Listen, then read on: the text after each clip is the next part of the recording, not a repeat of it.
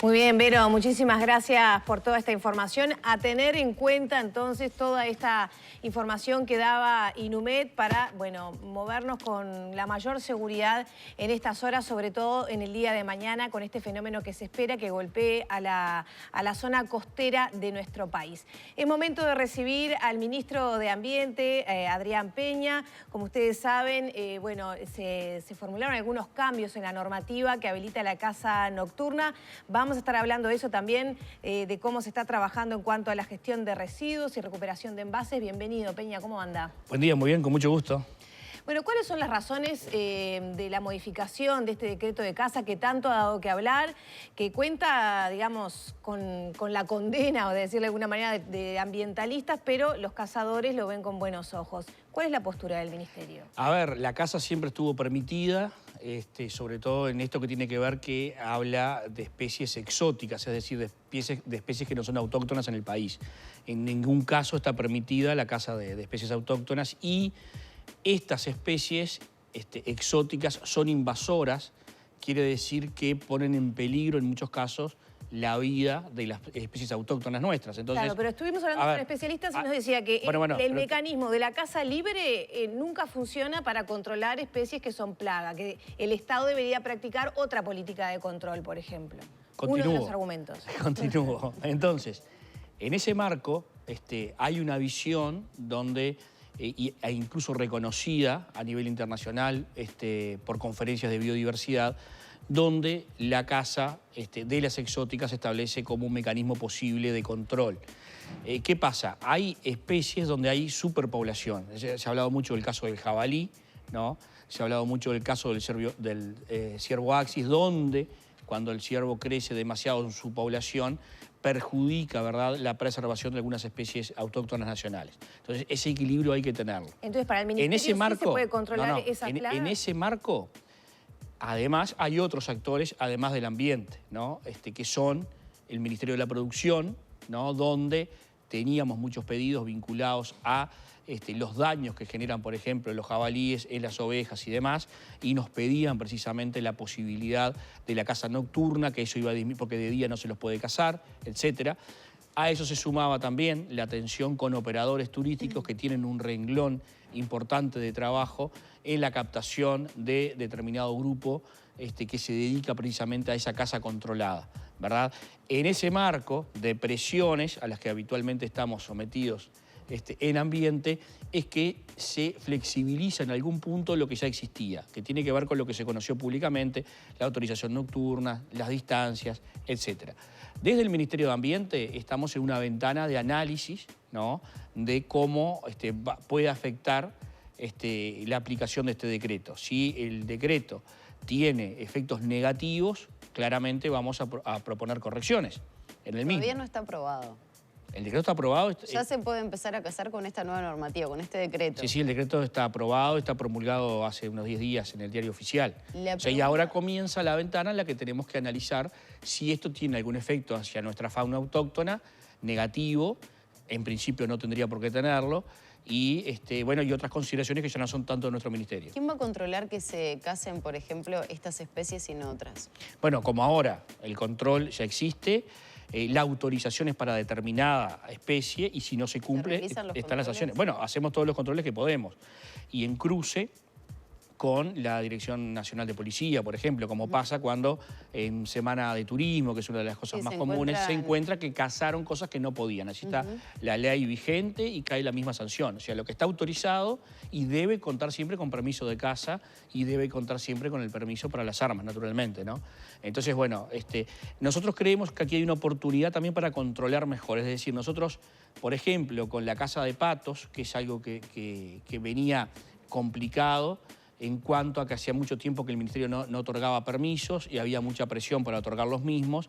Bueno, nosotros estamos exigiendo determinada información a los cazadores y a su vez estamos sumando a algún técnico del Ministerio en alguna de estas expediciones, de forma tal de que nos puedan financiar, ¿no?, el control, ¿verdad?, y el estudio en el territorio, en el campo, que es uno de los problemas que tenemos. A nosotros nos falta más información, tiene que ver con los recursos para contar realmente con información clara de cuántos individuos, en qué lugar y demás. Es difícil, estas especies hay que censarlas todas, eso se puede hacer, pero con más recursos, ¿verdad? Y es una unidad, la de fauna del Ministerio, que venía muy debilitada en los últimos tiempos. Ahora hemos reforzado con algún personal más y tenemos que seguirla reforzando. Pero nosotros vemos también en la oportunidad de que los ingresos, incluso por la venta de permisos, por la autorización de permisos, y que los propios cazadores puedan financiar investigación del Ministerio para saber exactamente de qué estamos hablando, para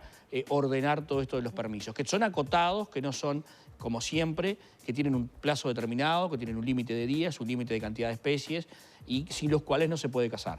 Mientras tanto, ¿no se puede generar un daño que después no tenga una reparación? Porque, por ejemplo, los controles de cazas de animales que no se puede, ya es una vez que se efectuó la muerte de ese animal, ¿no? Ya no se cuenta más por más que haya sanciones. Y después, ¿hay algún estudio internacional en que se apoye el Ministerio de Ambiente para tomar esta decisión? Porque reitero con lo que le proponía al principio de la charla, nos han hablado aquí de estudios internacionales que insisten en que el control de especies calificadas como plaga nunca se logra a través de la liberación de la caza nocturna o etcétera. Bien, como digo, son visiones, ¿no?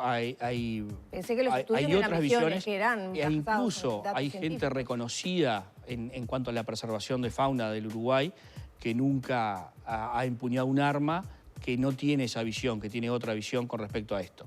En fin, y como digo, es muy común en ambiente, es muy común que haya más de una visión, y bueno, nuestro punto es tomar decisiones con el justo equilibrio. Nosotros hasta ahora, desde que está aplicado ya el decreto, no hemos tenido ninguna denuncia grave sobre este tema y lo vamos a seguir monitoreando. O sea, y seguramente tengamos más información que la que teníamos dentro de unos meses. Y ahí evaluaremos. ¿Quién redactó el decreto? Bueno, el decreto a nosotros nos vino propuesto, pero había sido propuesto verbalmente ya, y a través antes de que fuese decreto, en un documento que a mí me llegó de la Prosecretaría de Presidencia antes de que fuera decreto, ¿no? Como la Asociación de Cazadores no dice que fue redactado por ellos. Sí, yo no lo sé, yo no los conozco, nunca tuve contacto con ellos. Sí digo que hubo un documento en que a nosotros nos llegó para la evaluación y que luego se transformó en el proyecto de decreto, ¿no? ¿Y qué tuvieron en cuenta para, por ejemplo, reducir las distancias de centros poblados, centros educativos? Bien, allí... Digo, porque puede llegar hasta sonar peligroso, ¿no? No, con un arma de fuego, cerca de un centro poblado. No es algo lo que yo vaya a defender, porque quizá en ese punto yo dejaría todo como estaba. La realidad es que está permitido con escopeta, y la escopeta como mucho puede llegar a 200 metros y la caza está permitida a 1000 metros. O sea, no creo que haya ningún riesgo allí, justamente. Entonces, bueno, se permite con escopeta a 1000 metros cuando el alcance de la escopeta puede ser 150 metros. O sea que no hay un problema para la población ni para la escuela. Otro de los aspectos que desde las organizaciones se señalaban tenía que ver, por ejemplo, con los permisos de palabra para ingresar a algún campo, por ejemplo, particular. El tema es, allí también no hay un límite un poco difuso entre eso, y teniendo en cuenta, por ejemplo, lo que aplica la LUC a partir de ahora con el tema del ingreso a un predio privado, ¿no hay como una conjunción ahí? A ver, no se puede ingresar sin permiso a ningún predio. Pero, por ejemplo, si viene un cazador y me pide permiso a mí, pero mi pareja o mi padre o lo que sea no sabe, tiene que tener el permiso del propietario del lugar. Si el pero permiso es de palabra. Y si el permiso no lo tiene, es lo mismo que si tú le hubieses entregado un permiso por escrito y no estaba de acuerdo tu pareja o tu padre. No tendría valor tampoco, es el mismo caso. Aquí esto tiene la explicación, que tampoco tiene que ver con ambiente, tiene que ver con las cuestiones de turismo y demás, obedece a que en algunos casos, ellos nos planteaban, se vuelven los procedimientos demasiado engorrosos para poder ingresar a un campo a cazar. Por ejemplo, si una sociedad anónima, ¿no?, es la titular de un campo, una estancia, por ejemplo, le autoriza al cazador ingresar, pero así fuera por nota, necesitaba certificado notarial que acreditara que era el titular de la sociedad anónima o el representante legal, que muchas veces quizá no estaba en el propio predio, o había que ir a un escribano público a hacer todo eso. Era como un trámite demasiado... Eso nos plantearon muchas veces. Yo tuve reuniones de este tipo con operadores turísticos, básicamente desde antes de asumir como ministro, que me planteaban este tema, y era una de las explicaciones que daban, porque sin el permiso de caza y sin el permiso del arma no se puede cazar. Entonces a eso había que sumarle una cuestión, digamos, desde el punto de vista de los trámites demasiado engorroso. Entonces eso es lo que proponen, lo que se propuso cambiar en ese decreto, para que esa parte fuera más fácil de llevar adelante, digamos. Yo tengo una más así, Sí. ya después podemos meternos en otros temas. ¿Por qué Canelones se incluye en este decreto? Bueno, porque fue una cuestión sí. reparos que puso el intendente por lo que es el territorio del departamento, ¿no? Las características. Porque es una zona donde se caza de hecho, ¿no? O sea, porque la norma se aplica y en el departamento de Canelones la caza existe. O sea, yo vivo allí. No estaba permitida, pero caza hay. Porque eso es otro de los temas, ¿no? La caza furtiva existe. El cazador de jabalí sale sin autorización y de noche.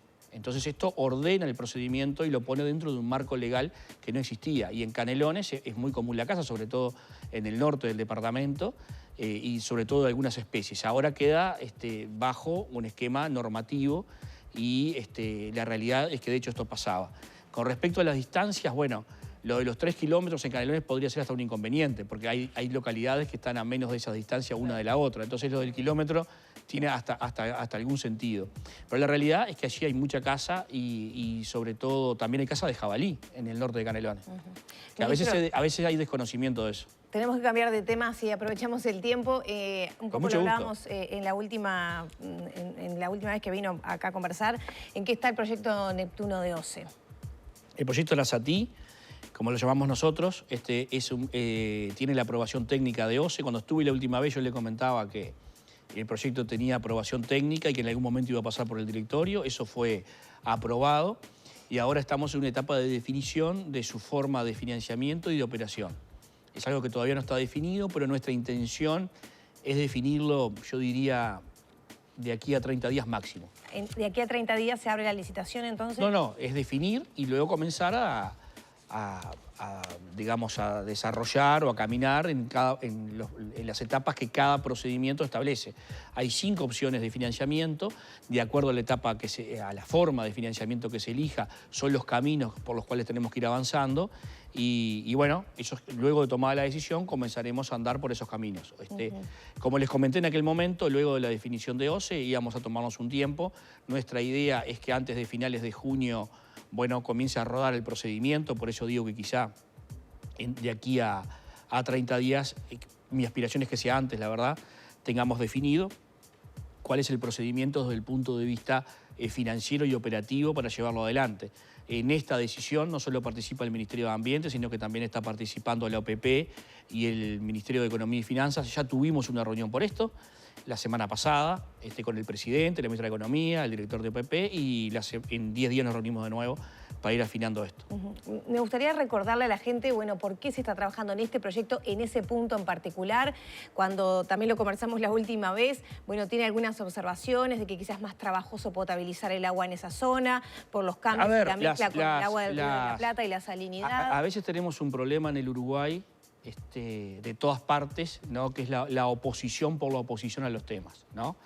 Que está en todos los bandos, lamentablemente. Aquí, desde el punto de vista técnico, no hay ninguna observación al proyecto. Se habló de ello originalmente, hoy pasamos luego de 1 año y medio de estudios, están levantadas todas las posibles observaciones y cuestionamientos que podría tener desde ese punto de vista el proyecto. El proyecto es la toma de agua potable en el Río de la Plata, a la altura de Arasatí, es toma de agua potable, toma de agua dulce, es decir, no es una desalinizadora, es una potabilizadora. Allí están estudiados los eventos de salinidad. En ese caso se prevé, y sobre todo a pedido de los técnicos de la OCE, una reserva de agua dulce para cuando hay episodios de salinidad, lo cual asegura, digamos, un nivel alto de seguridad en el abastecimiento, valga la redundancia. Luego la potabilización, el bombeo a Montevideo con una aductora de caños de 1200 milímetros. Eso va al recalque de Melilla y eso supone un cambio importantísimo en el Uruguay. Es por primera vez dejamos de depender de una sola fuente, que es el río Santa Lucía, que es una fuente comprometida, además en la que hay que seguir trabajando, y de una sola planta, que es Aguas Corrientes. Es un proyecto desde el punto de vista cualitativo impresionante, y es la inversión más grande en agua potable en 150 años. Esa es la realidad. Entonces, el proyecto desde el punto de vista técnico es sólido, lo fue desde el origen, y hoy ha salvado todas las consultas que al respecto se habían hecho. Y también... ¿El estudio de factibilidad está aprobado en el directorio de OCE? El estudio de factibilidad técnico está aprobado por el directorio de OCE. Porque en su momento se había dicho que sí, pero no. Lo que se había dicho, que el director de OCE había dicho que no había, que estaba... Yo dije acá que tenía aprobación técnica, lo cual era cierto.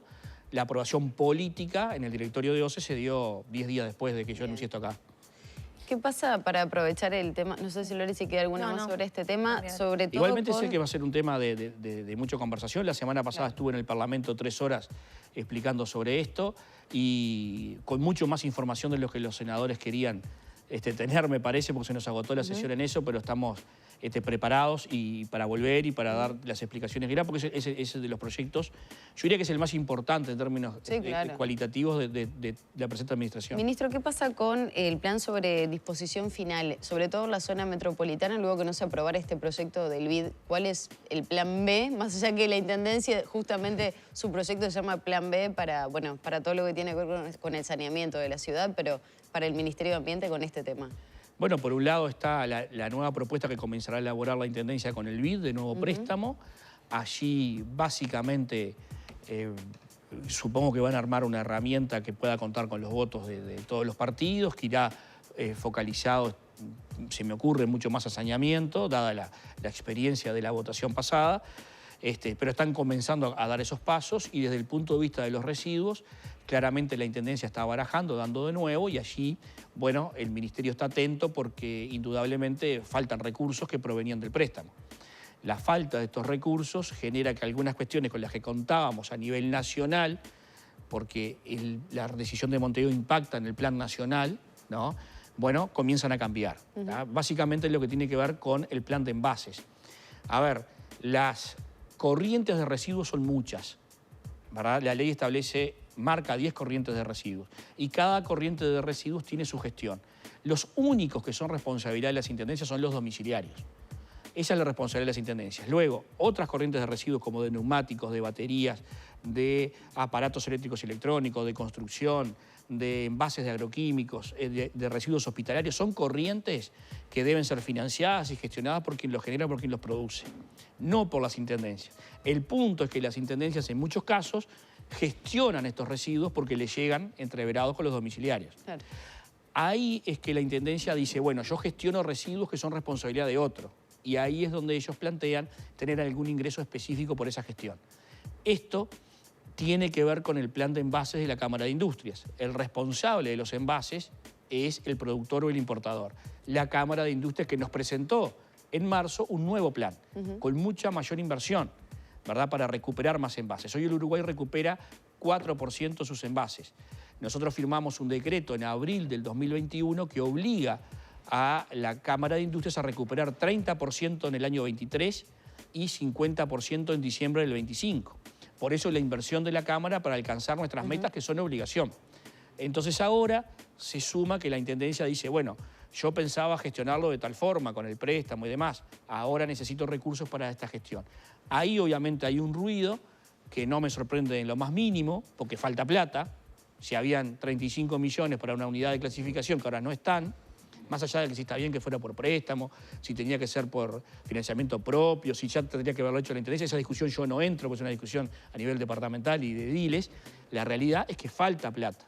Entonces, ahora tenemos que ver cómo solucionamos eso. Nosotros estamos trabajando junto a la Intendencia y junto a la Cámara de Industrias. La semana que viene tendremos una reunión con ambos para tratar de compatibilizar las acciones y que todo confluya en el plan. Pero obviamente esto ha supuesto desde nuestro trabajo un retroceso y tenemos que volver a trabajar y volver a remar y volver a empujar. Muchas gracias, ministro. No, con mucho gusto. Gracias. Cerramos por aquí entonces la entrevista con el ministro de Ambiente, Adrián Peña. Ya son las 10 menos cuarto de la mañana. La temperatura sigue ahí en 11 grados. Hacemos una pausa, ya volvemos.